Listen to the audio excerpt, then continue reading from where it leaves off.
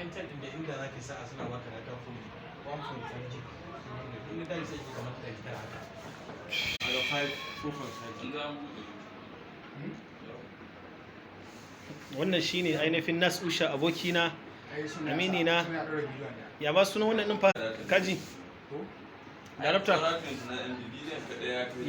ya ma sunan YouTube channel ɗinka dalla ka faɗa ɗan dalla ka faɗi ya sunan YouTube channel ɗinka Kai. Nas Usha Amana. Amana. Hello my guys. Kai. Better go and subscribe for Nas Usha Amana YouTube channel saboda ku rinka samun wato ainihin zafafan waƙoƙin Nas Usha. Wato ka gane da shirye-shiryen Farha Movie Studio.